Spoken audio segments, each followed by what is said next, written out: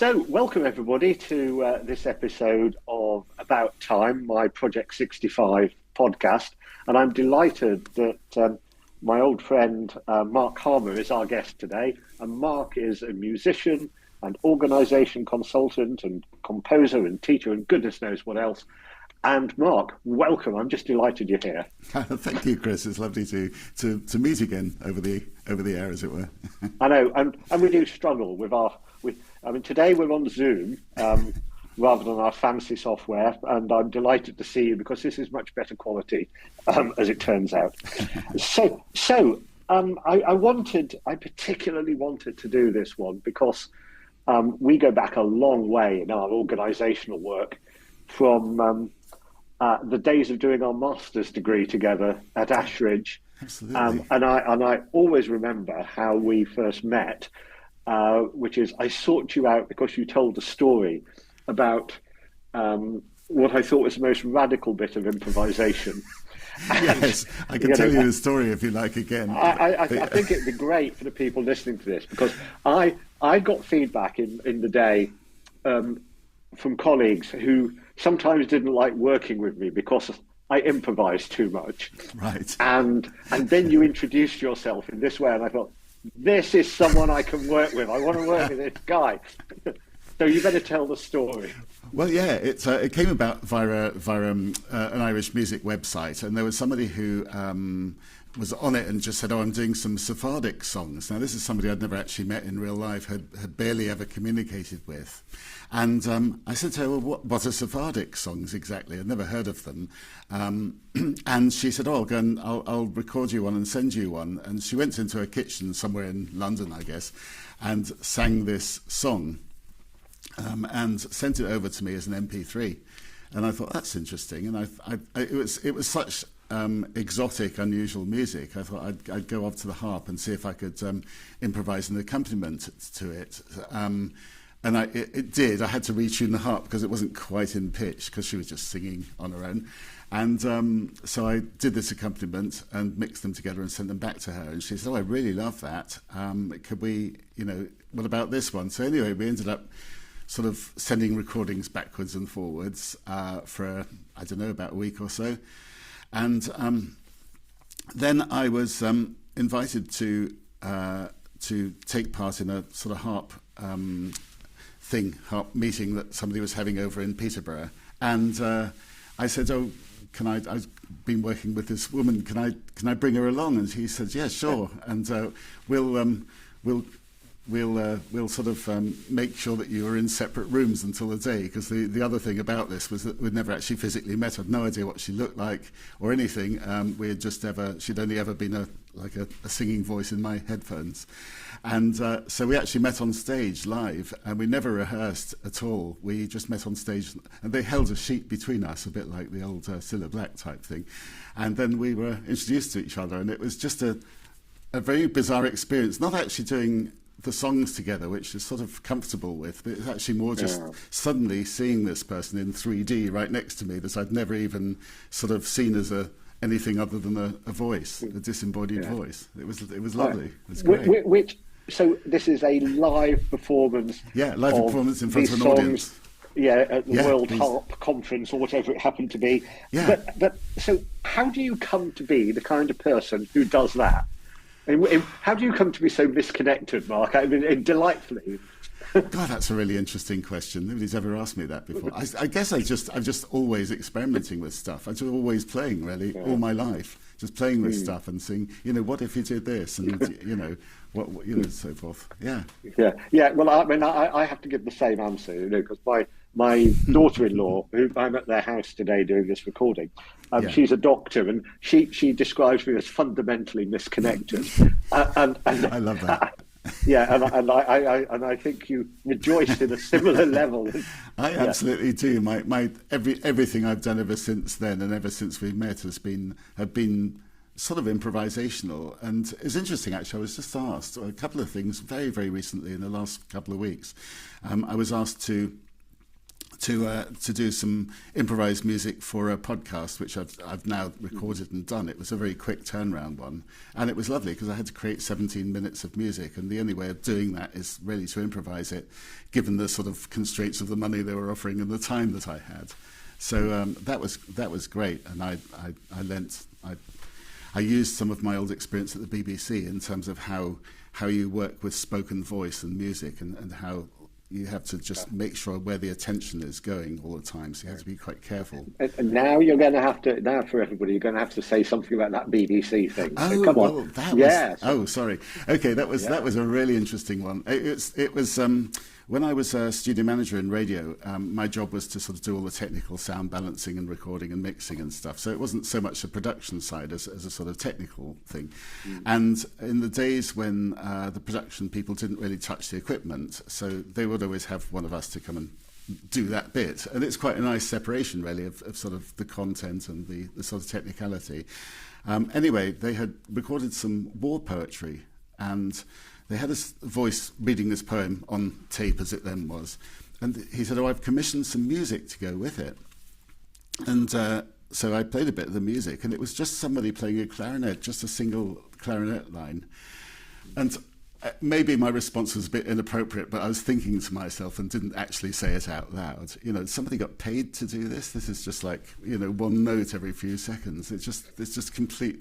Anyway, I suppressed those, and I was quite professional and mixed them together.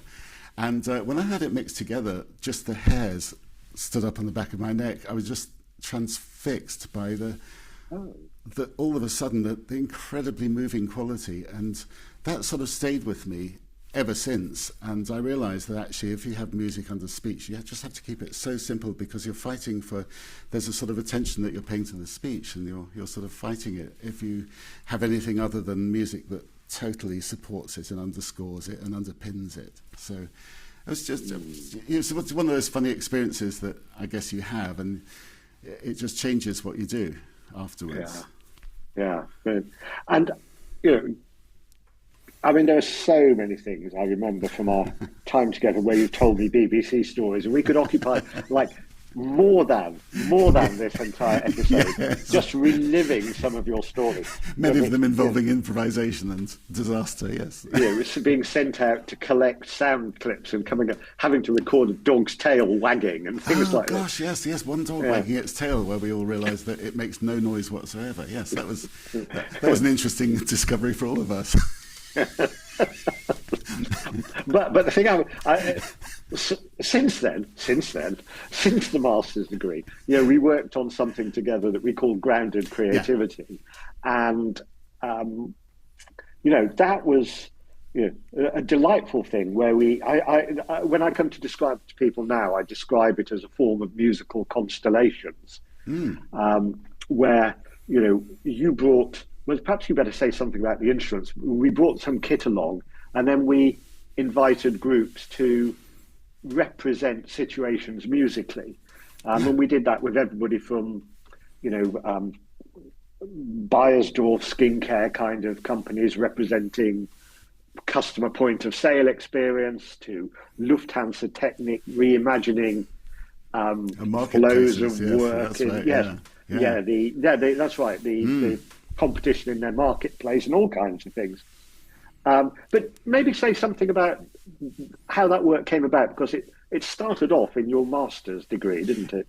It did. And it was really, my master's was really an investigation into how I could use music in my work, I suppose, because actually up till the point where I joined the master's, having been a musician all my life, but having worked in, corporate settings, the BBC, I had never actually brought the two together, and I thought that's actually a real missed opportunity. And it was actually partly thanks to our conversation over this bizarre, blind date meeting of this singer that I'd never seen before, that I thought actually I'd really love to investigate that.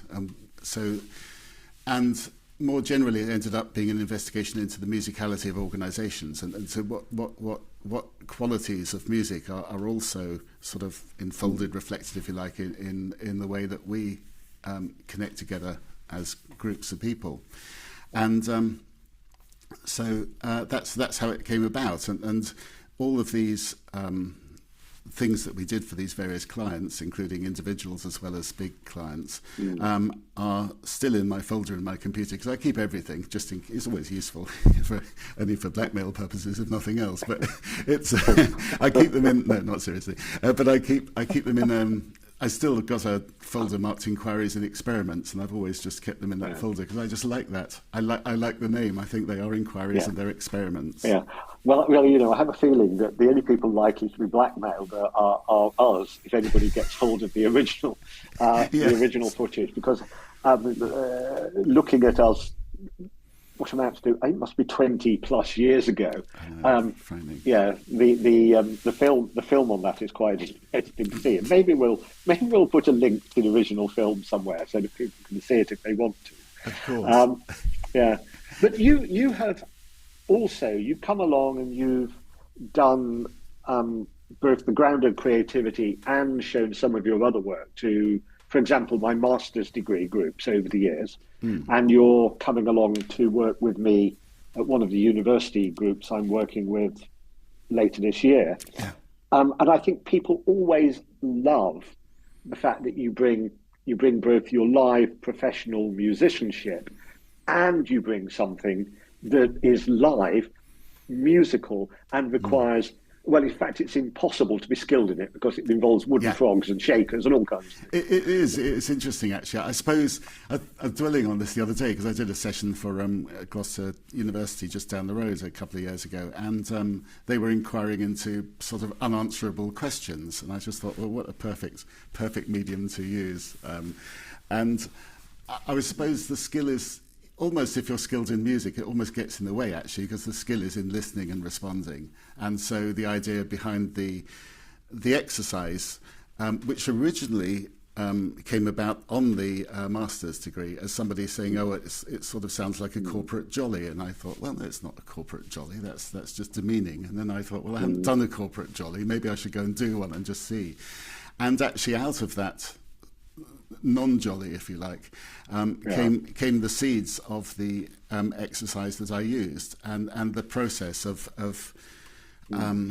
starting to establish a shared musical language, because everybody can, music I'm thinking of as a sequence in time, so that you have people who basically create a shared musical language to start with in a group, and then we do having got maybe not exactly comfortable, but at least familiar with the idea, we then created a little story in music, which is actually the life cycle of the frog, using wooden frogs and all sorts. And do you remember, talking about getting or not getting comfortable with it, one client, and I think it was Lufthansa, where a doctor, somebody who he said to us in a very, very strong German accent, "I will not do this."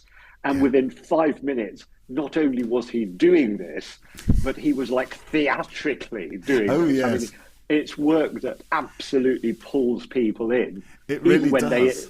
Even when they're convinced it never will. Absolutely. And in fact, the non-jolly idea, which was to 120 NHS staff somewhere in London, I had somebody come up to me who was I think was an IT manager sort of person. He said, "You won't catch me doing this." Rubbish is the sort of implication. And I saw him later on his back with his arms and legs in the air, and I said, "What's happened to you?" And he said, I've been eaten by a frog.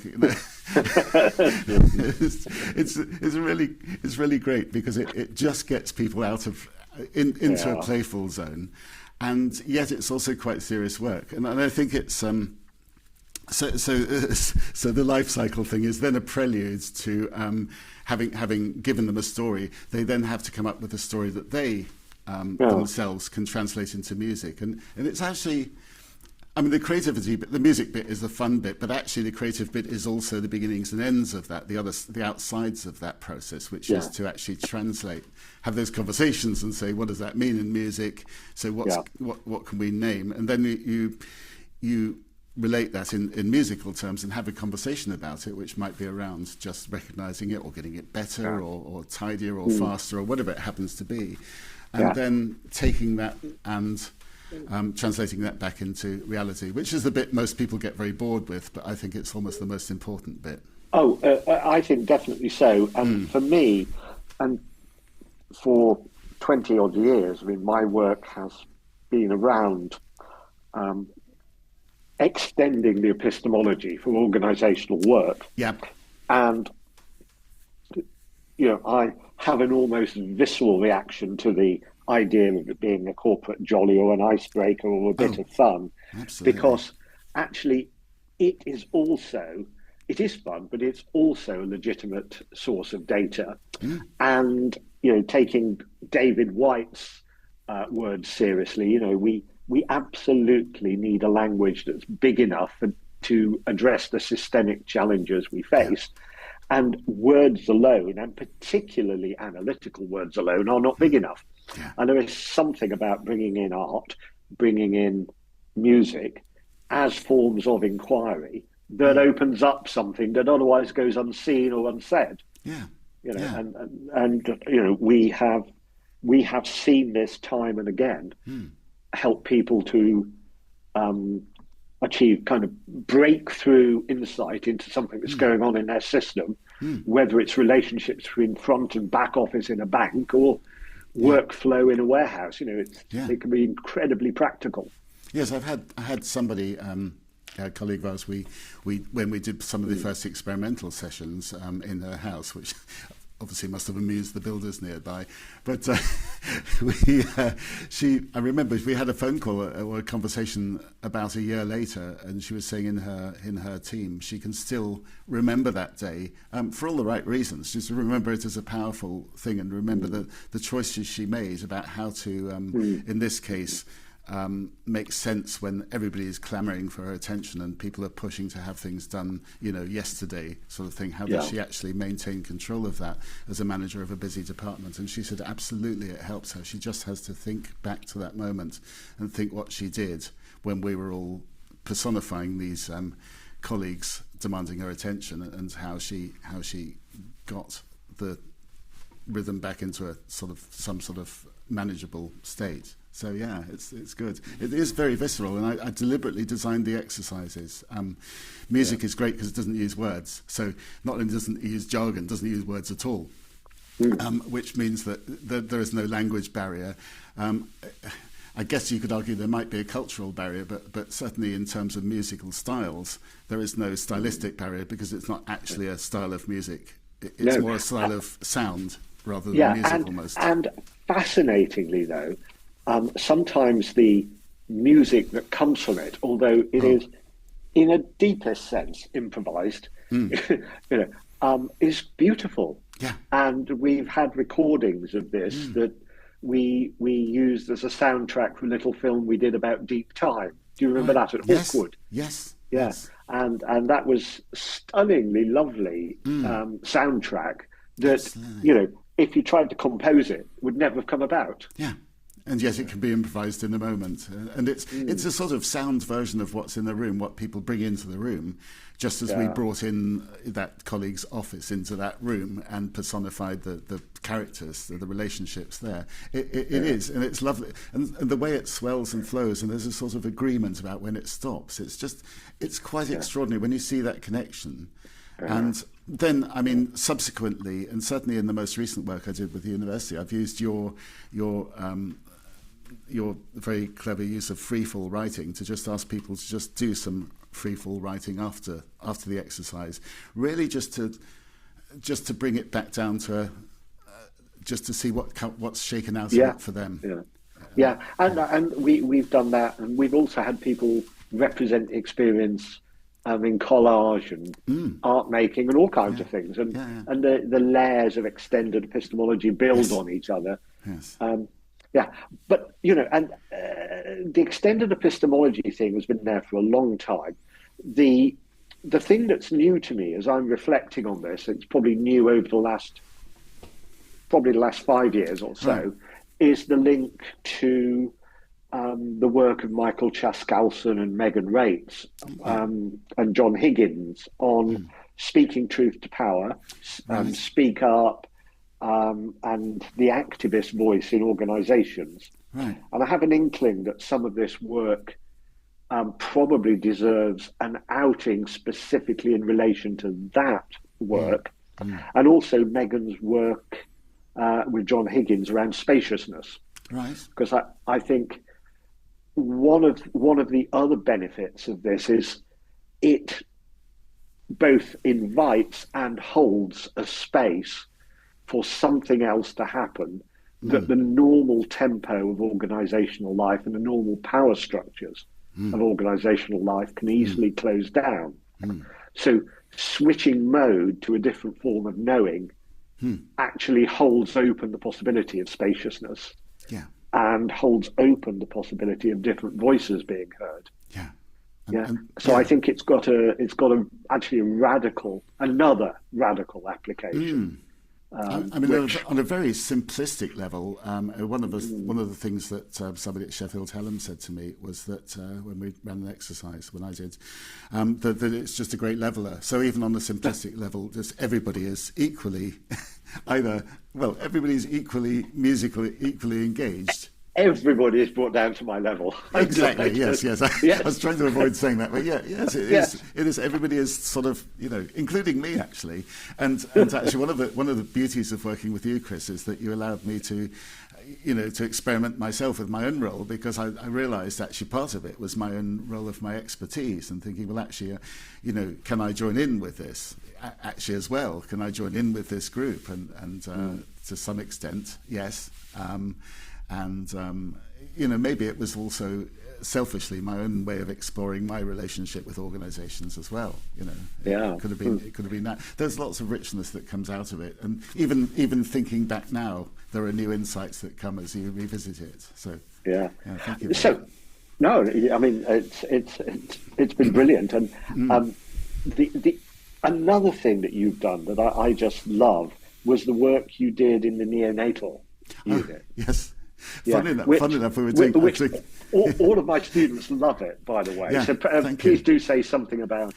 Well, that was again another just a random thing. Funnily enough, I was even using it yesterday because I was playing a gig with a group of musicians, and we sort of collaboratively composed and arranged things, and we've started using the techniques to write bits of music, which is just fantastic. But it all came about because just I had an idea that the harp, which is the instrument I play, would just sound great in a hospital for calming young mothers or whatever. And it was no more than that. I went to Gloucester Hospital, and they were very supportive of the idea, and they said, "We'll go away and come back with a proposal." I did, and I also took it via Youth Music. We got some funding from Youth Music, sort of from the Arts Council, to actually do this. And the first thing was to go and work with a group of people in Derby Hospital who do similar work with children in children's wards with music. And that was just a fantastic chance to meet other musicians and work in a very different environment, a very sort of almost like an industrial environment, if you like, with all the machinery and everything.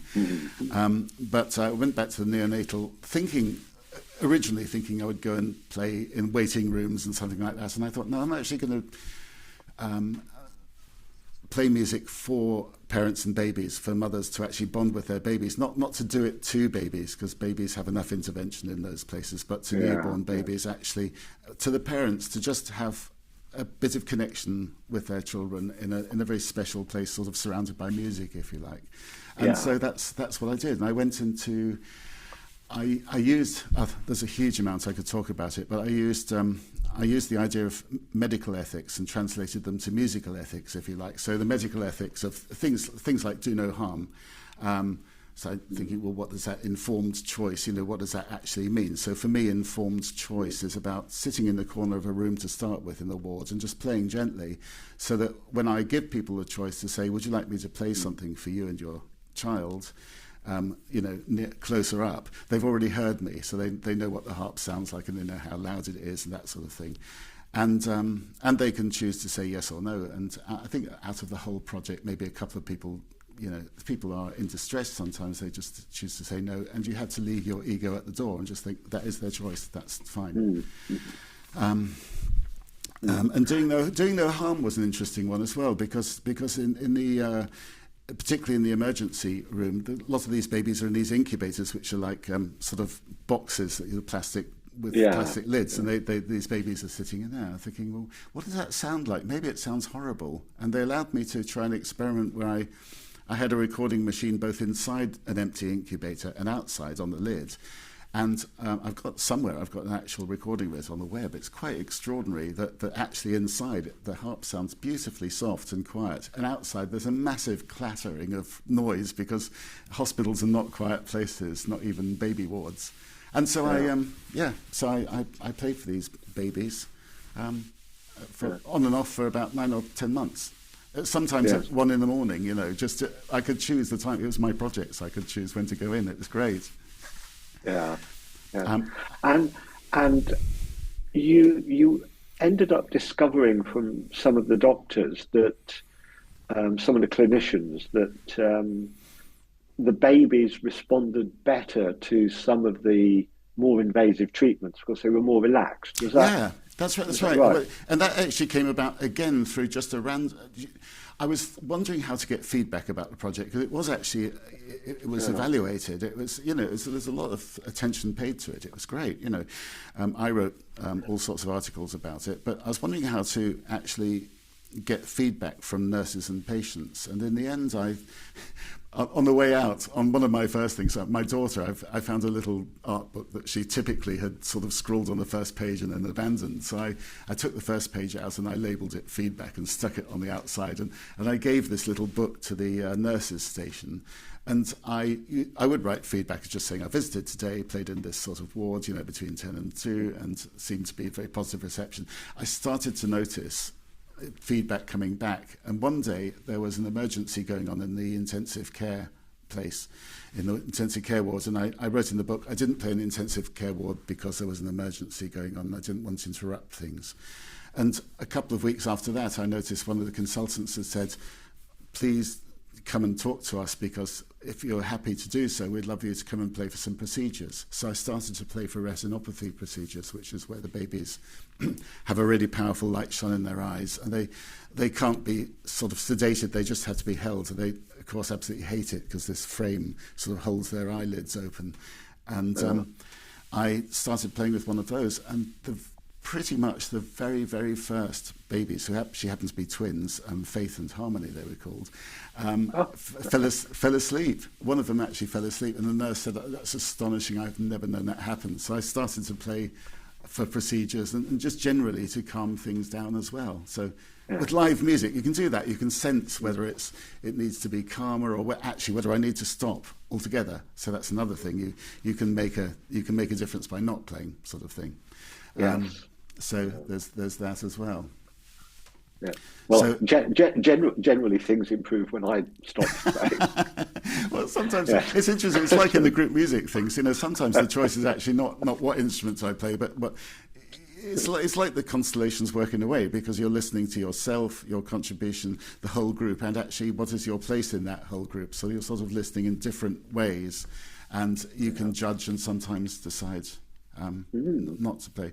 The other part of the sort of creative process, I guess, as we've got a few minutes left, is to I started to run out of music, and I was funny enough telling this story yesterday at one point to the group of people we're playing to, that there was I noticed that the nurses were starting to hum these obscure sort of 16th and 17th century pieces that I was playing, and I thought, gosh, I really need to find some new music here, because I'm here for a couple of hours at a time. If the nurses are starting to get familiar, there's obviously maybe I need to just broaden my repertoire.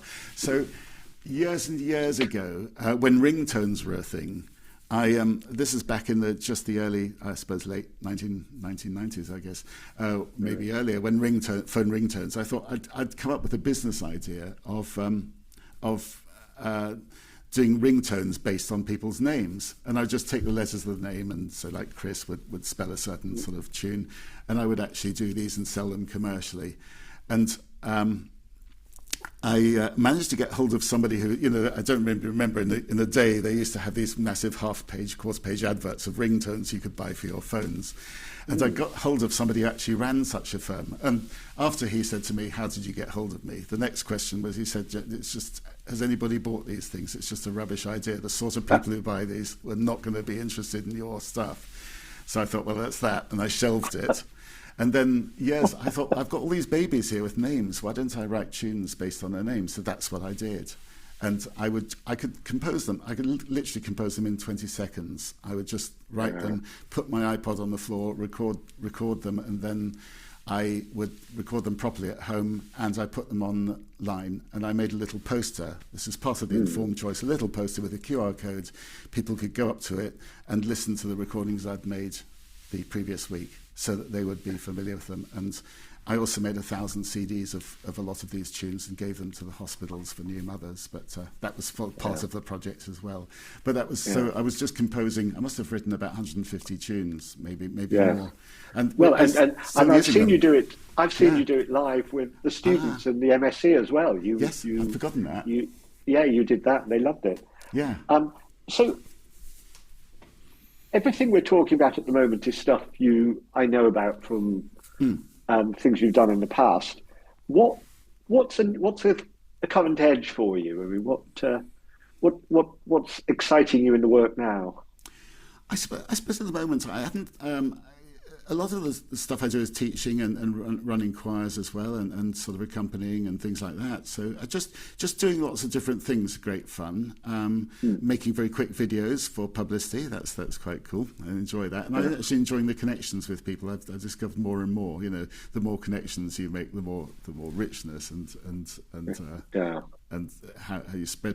But the other thing is that I also teach harp one-to-one with students, and I've realised I don't so much enjoy teaching children anymore. I used to teach children a lot, but actually I think there are too many expectations there. There are expectations of the child and the parents and all of that, and quite often driven towards an end exam. And actually I love working with adults who are just curious, and we quite often have wide-ranging and deeply philosophical conversations which come back to music and go away from music again, and just maybe take lessons about, in this case, about music, if you like, from people's everyday lives. So almost it's the reverse of perhaps the grounded creativity work, where I'm actually it's towards sort of formal music making, but actually using all the elements of people's experiences day to day, and how you perform, how you present, what is it that you're trying to do, how do you convey something. So it's sort of like a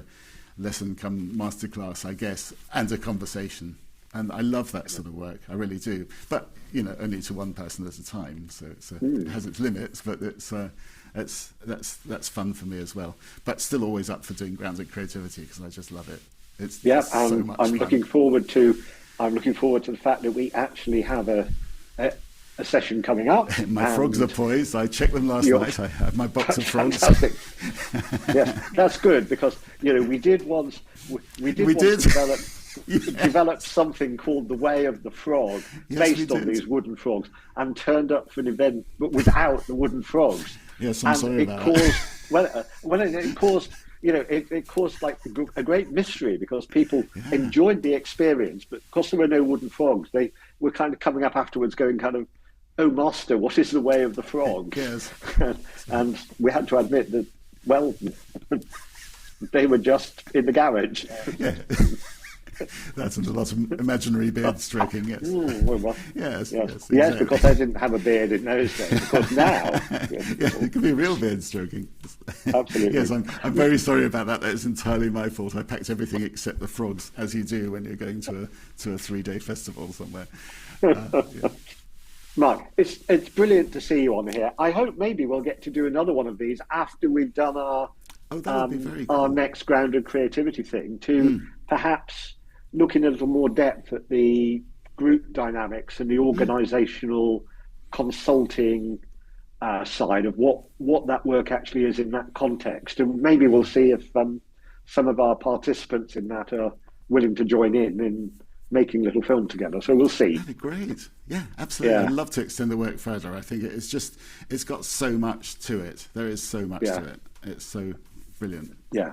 Brilliant. So let's draw this little podcast to an end now. It's brilliant to see you, Mark, and I'm just delighted that you did this. And here's to the next one. Meanwhile, I'll just say a couple of words to close it off, to say that this one has been a About Time podcast with my friend and colleague Mark Harmer. We're going to continue the musical and extended epistemology themes. by having a conversation like this with Alex Steele, who is a jazz musician, and then with Roger Kneebone, who's a surgeon, who uses all kinds of different ways of knowing to teach surgery. So, and one day, Mark, I'm going to introduce you to Roger Kneebone as well. That'd be brilliant. Perfect. Yeah. Thank you, Chris. Meanwhile, looking forward to that. Thank you, Mark, and thank you, everybody, for looking at this podcast. See you again soon. Absolute pleasure. Bye. Bye-bye.